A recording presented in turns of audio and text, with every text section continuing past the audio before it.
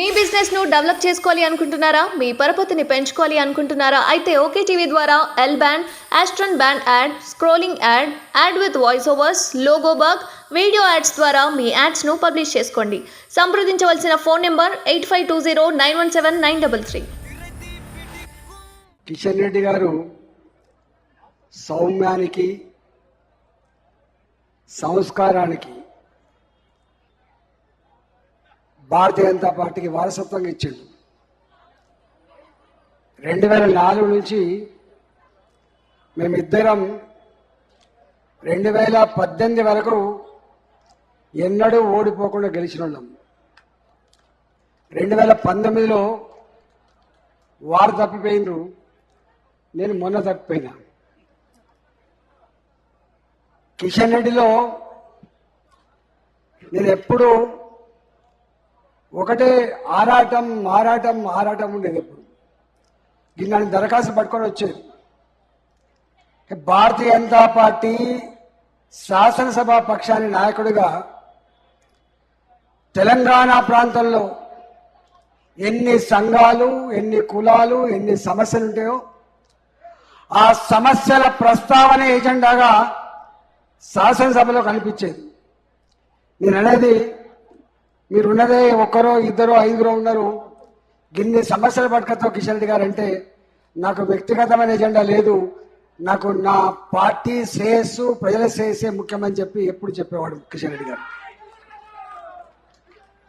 నిన్న వారు కేంద్ర మంత్రి అయిన తర్వాత నేను చేసిన విజయాలని చెప్పి నిన్న వారు చెప్పుకుంటుంటే నాకు కొంచెం బాధ అనిపించింది. తెలంగాణ, అందులో సికింద్రాబాద్ చైతన్యానికి మారుపేరుగా ఉండే సికింద్రాబాద్లో మేధా సంపత్తి కొదవలేదు.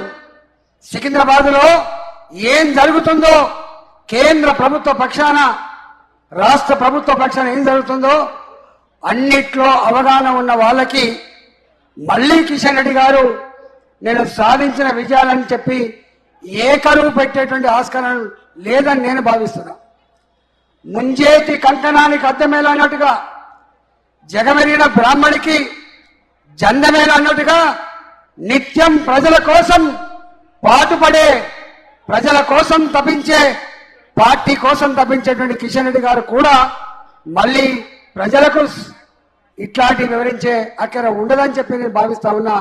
అదంతా నాయకులుగా, కార్యకర్తలుగా, సమాజ శ్రేయస్సు కోరే విజ్ఞులుగా ప్రజల వద్దకు తీసుకుపోయే బాధ్యత మీ చేతుల్లో ఉంది, మీ భుజాల మీద ఉందని చెప్పి ఈ సందర్భంగా నేను మనవి చేస్తా ఉన్నాను.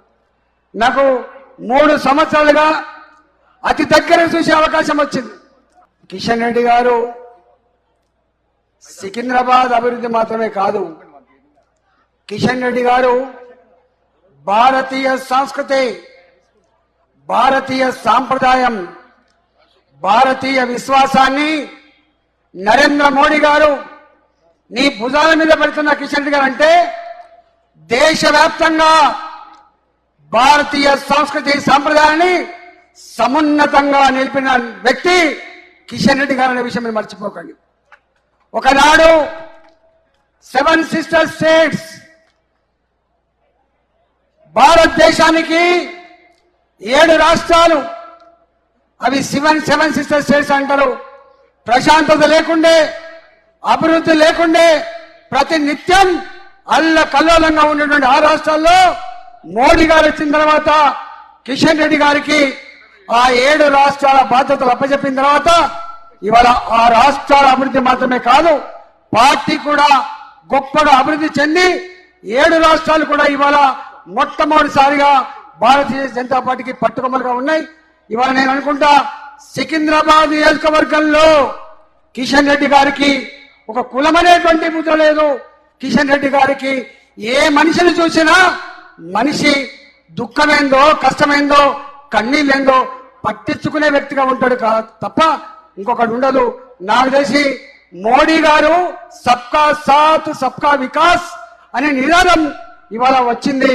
కానీ కిషన్ రెడ్డి గారిని అంబేర్పేటలో గెలిచిన తర్వాత అనుకున్నాం కిషన్ రెడ్డి గారికి ఒక మతమనే రంగు లేదు, కిషన్ రెడ్డి గారికి ఒక కులమనే రంగు లేదు.